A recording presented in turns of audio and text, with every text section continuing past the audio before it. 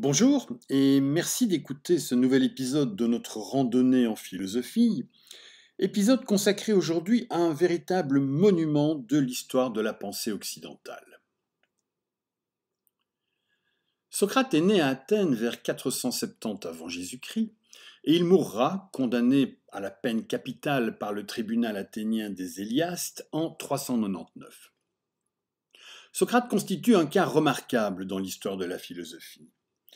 Il n'en est fait rien écrit du tout, il n'a pas fondé d'école, et pourtant il constitue un jalon essentiel de l'histoire de la pensée, un pivot fondamental de l'histoire de la philosophie, puisqu'avec lui se termine l'époque que l'on appelle d'ailleurs pré-socratique, et qu'une autre commence. De la même façon qu'il y a un avant et un après Jésus-Christ en histoire, il y a un avant et un après Socrate en philosophie.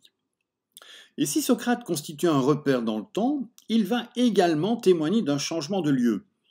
En effet, il est le premier philosophe important à apparaître à Athènes et à installer de façon durable la philosophie dans cette cité, puisque c'est là que la plupart des grands penseurs grecs suivants, Platon, Aristote, Diogène, Épicure, exerceront. Dans la mesure où il n'a rien écrit du tout, la connaissance que nous avons de Socrate repose uniquement sur des témoignages écrits par Aristophane, par Xénophon, mais surtout par Platon. En effet, dans tous les dialogues écrits par Platon, à l'exception du tout dernier, les Lois, Socrate incarne le personnage principal. Dès lors, la question mérite d'être posée. Socrate ne serait-il pas la création géniale du plus célèbre de ses admirateurs? Ou, autrement dit, ce que Platon nous donne à voir de Socrate est-il fiable? Socrate a-t-il réellement pensé et dit ce que Platon lui attribue? Socrate a une soixantaine d'années lorsqu'il fait la connaissance de Platon, âgé de 18 ans, et qui rapidement commence à écrire des dialogues dans lesquels apparaît Socrate en philosophe vieillissant. La tendance dominante parmi les spécialistes consiste à considérer que les premiers dialogues platoniciens, ces dialogues de jeunesse qui sont rédigés alors que Socrate vit toujours, sont très imprégnés de la parole socratique et permettent donc d'avoir une porte d'entrée plus ou moins fiable dans la pensée de ce philosophe essentiel. Le Socrate restitué dans ses premiers dialogues, comme par exemple dans le Lysis, serait donc, d'une certaine manière, un Socrate proche de ce qu'il était vraiment, un Socrate plus ou moins authentique. Pour le reste, les choses sont un petit peu moins évidentes, mais il semble manifeste que dans un dialogue comme la République, que Platon écrit alors qu'il est âgé de 48 ans, le personnage de Socrate est utilisé en tant que porte-parole de Platon, qui lui confie l'exposé de sa propre théorie des idées. On parlera alors d'un Socrate platonisé, un Socrate revu et corrigé par Platon. Mais alors, comment démêler le vrai Socrate du Socrate platonisé? Comment savoir ce qu'il était réellement? Comment savoir ce qu'il a dit réellement? En fait, il est impossible d'avoir avec certitude accès au Socrate réel, au Socrate historique. Chacun de ses admirateurs, de ses détracteurs ou encore de ses commentateurs semble s'être façonné son propre Socrate, de sorte que la personne authentique, le personnage historique, nous échappe. Mais d'une certaine manière, ce n'est pas très important. En effet, peu importe, car le Socrate qui est important dans l'histoire de la pensée, c'est celui que nous a légué Platon. D'abord parce que les dialogues platoniciens constituent le témoignage le plus abondant dont nous disposons au sujet de Socrate, mais aussi et surtout parce que le Socrate qui a exercé la plus grande influence sur toute l'histoire de la philosophie occidentale, une influence déterminante, primordiale, c'est le Socrate de Platon.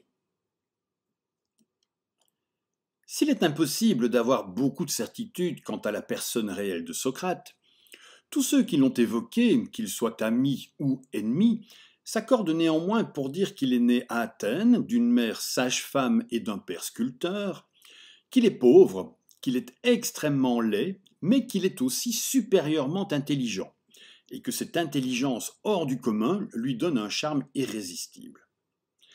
Sa laideur physique pourrait passer pour anecdotique, mais comme je l'ai expliqué dans un épisode précédent consacré à Zénon d'Élée, la Grèce du 5e siècle avant Jésus-Christ est une société qui valorise la beauté physique, une société qui obéit au principe du kalos kagatos, une société qui considère que la beauté physique et la beauté morale et intellectuelle vont de pair, et donc que la laideur physique est liée à la laideur d'âme. Dès lors, le cas de Socrate est très étonnant. On a ici un homme très laid, mais très intelligent.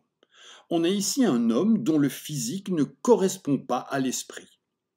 Si Pythagore avait été toujours vivant, il aurait peut-être pu penser que c'était comme si cette belle âme s'était trompée d'enveloppe corporelle au moment de se réincarner. Comment Socrate, comment cet homme dont l'apparence aurait dû susciter la méfiance, le dégoût ou au moins l'indifférence, a-t-il donc pu être aussi charismatique, aussi séducteur? La réponse est simple. La beauté de son âme est telle qu'elle efface sa laideur physique. Son corps est enveloppé et caché par une intelligence, par une parole qui le transfigure et le rend beau. C'est son langage qui envoûte, c'est son discours qui séduit et ensorcelle, ce sont ses mots qui charment. Socrate, c'est d'abord et avant tout l'homme qui parle. Le point de départ de son activité philosophique semble être une petite phrase prononcée par la Pythie, qui est l'oracle du dieu Apollon à Delphes, et qui affirme que Socrate est le plus sophos des hommes, c'est-à-dire le plus sage, le plus savant. Et cette sagesse, cette supériorité intellectuelle de Socrate sur les autres hommes, tient simplement dans le fait que Socrate a conscience de l'étendue de son ignorance. Les hommes croient savoir, et ils ont tort, car ils sont en réalité ignorants. Socrate a au contraire l'intelligence et la modestie de dire qu'il ne sait pas, qu'il se sait ignorant. Je sais que je ne sais rien. Et c'est en cela que réside sa sagesse, son intelligence. Lui, au moins, il n'a pas la prétention de savoir. Au contraire, il reconnaît son ignorance, il l'admet, et cela fait de lui le plus sophos des hommes, le plus savant, le plus sage. À partir de là, à présent que Socrate sait que la Pythie, autrement dit d'une certaine manière la porte-parole du dieu Apollon, pense de lui qu'il est le plus sophos des hommes, il va se sentir investi d'une véritable mission divine, faire prendre conscience aux hommes de leur ignorance, leur montrer qu'ils croient savoir, mais qu'ils sont en réalité dans l'erreur, réveiller la conscience endormie de ses contemporains. Et pour ce faire, il va utiliser une méthode spécifique, une méthode originale, une méthode qu'on qualifie désormais de méthode socratique. Le principe général est le suivant. Socrate est au sens propre un philosophe des rues. Il se promène à Athènes et il aborde une personne qui est censée être spécialisée dans un domaine. Par exemple, un général d'armée, dont on peut supposer, et qui en est habituellement persuadé lui-même, qu'il est un expert en matière de courage, de bravoure. Volontiers provocateur, Socrate se présente alors comme un ignorant qui souhaite profiter du savoir de l'expert. « Moi je ne sais pas, dit-il, mais toi tu sais, alors s'il te plaît, apprends-moi. » C'est ce que l'on appelle l'ironie socratique. Socrate fait semblant d'être ignorant et il flatte l'ego de son interlocuteur en le qualifiant d'expert et de spécialiste. Mais en réalité, avant même le début de la conversation, Socrate en sait davantage sur le courage et la bravoure que le général, mais il feint l'ignorance, il simule. Il fait donc semblant de ne pas savoir ce qu'est le courage et il commence à questionner son interlocuteur. Qu'est-ce que le courage ?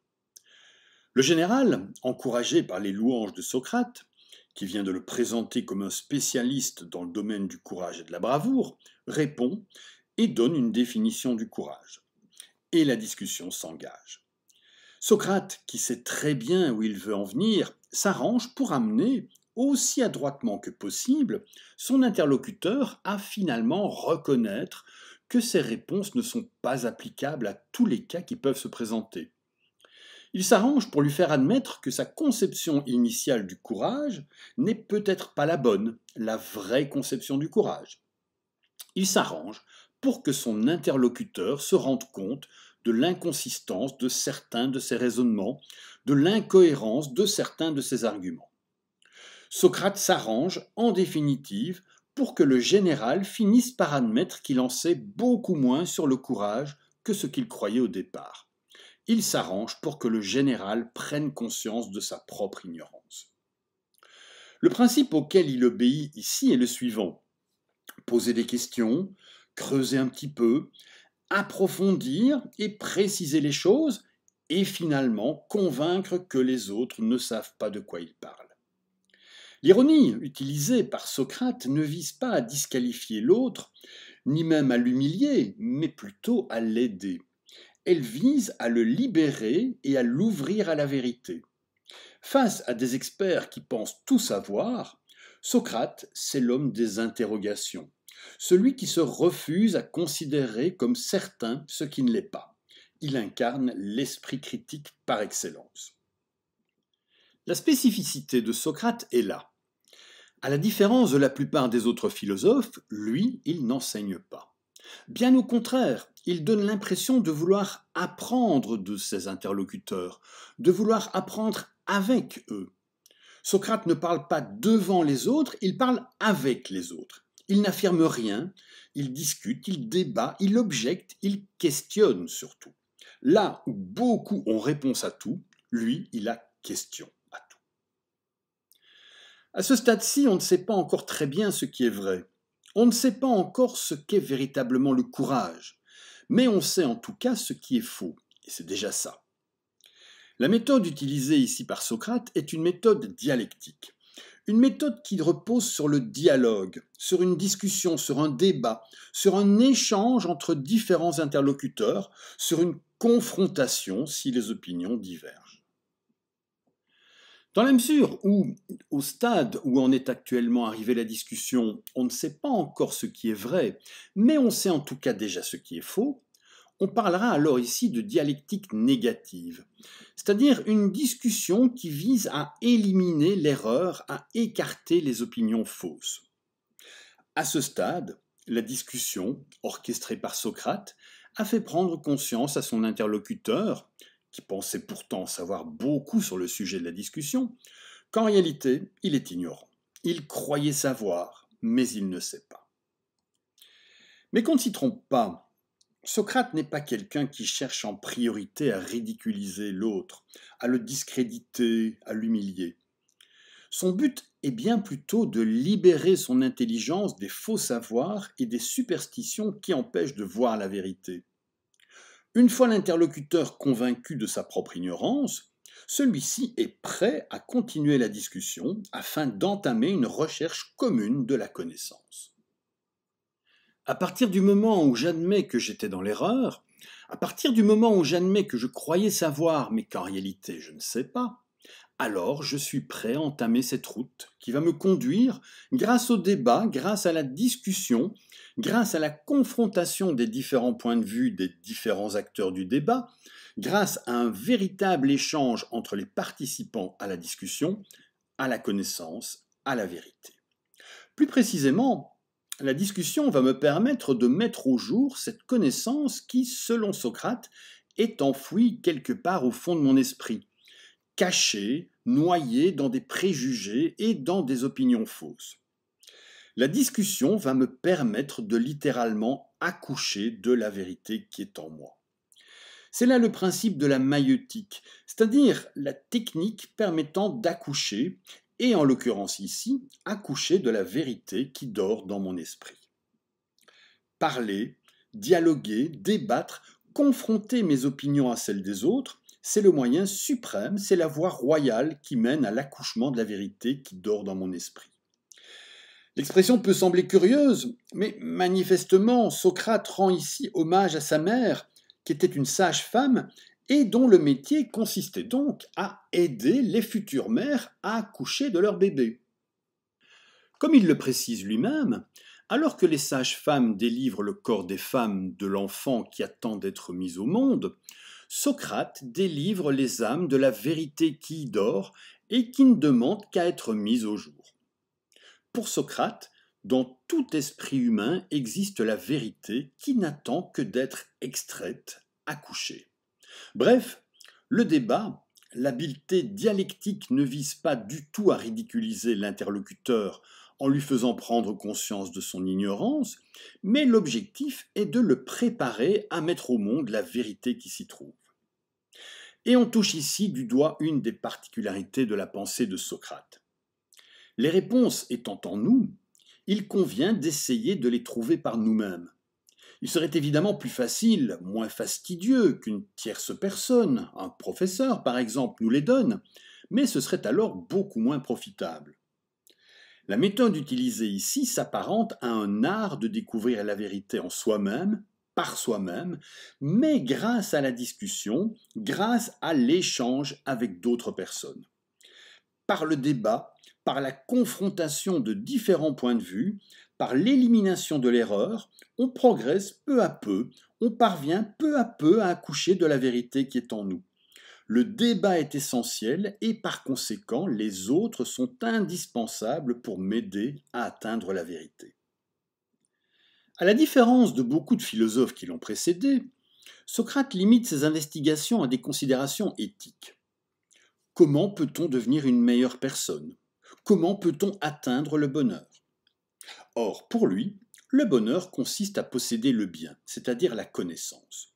L'objet ultime du désir, c'est la connaissance, c'est le bien. Ce que nous voulons tous, c'est le bien, puisqu'il est la cause du bonheur, la source du bonheur.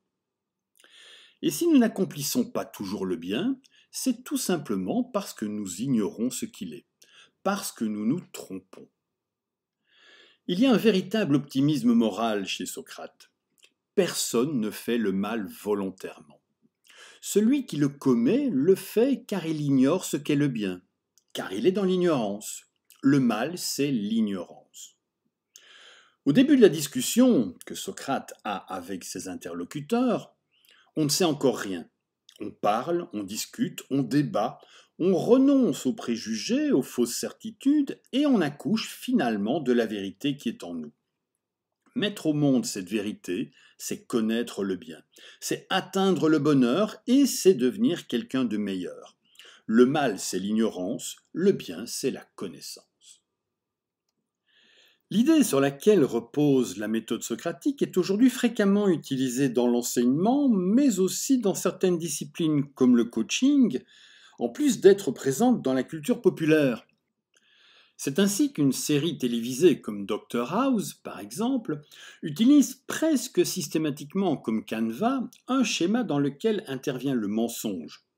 Tout le monde ment, dit d'ailleurs souvent le Dr House. Maître dans l'art de poser des questions, le Dr House est une sorte de Socrate moderne. Il utilise l'ironie, il questionne ses patients et ses trois jeunes collègues, il les confronte à leurs paradoxes, leurs erreurs, leurs mensonges, afin qu'ils reconnaissent s'être trompés. Et ensuite, à force de discussion, de dialogue et de questionnement, grâce au débat et à la confrontation des différents points de vue, on parvient à la vérité. Même si l'objectif premier de Socrate, lorsqu'il discute avec quelqu'un, n'est pas de le ridiculiser en public en le confrontant avec son ignorance, il faut bien reconnaître qu'il n'est jamais agréable pour quelqu'un de se retrouver discrédité devant un public qui assiste à la discussion. En procédant de la sorte, Socrate s'est fait de nombreux ennemis, parfois très influents.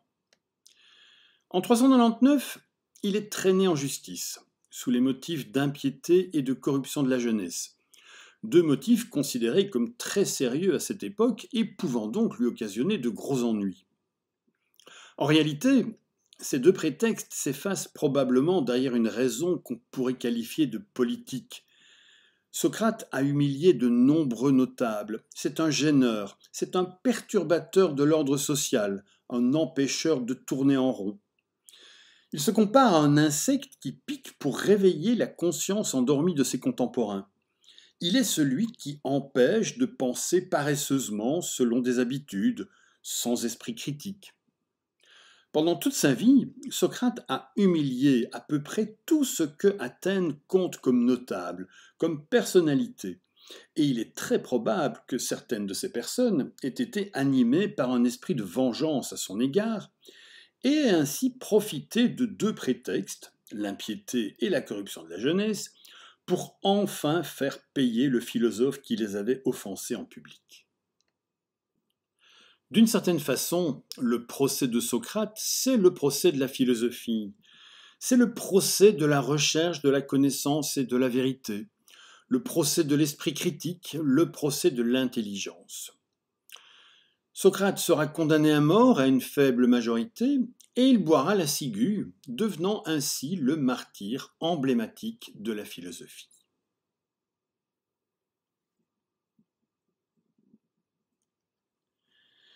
Je vous remercie d'avoir écouté ce podcast et je vous invite, comme à chaque fois, si vous en avez le temps, la curiosité ou l'envie, à prolonger quelque peu votre réflexion ou tout simplement à vous distraire un petit peu en cliquant sur les quelques liens que je propose ci-dessous, en parcourant ces quelques livres ou en regardant ces quelques films.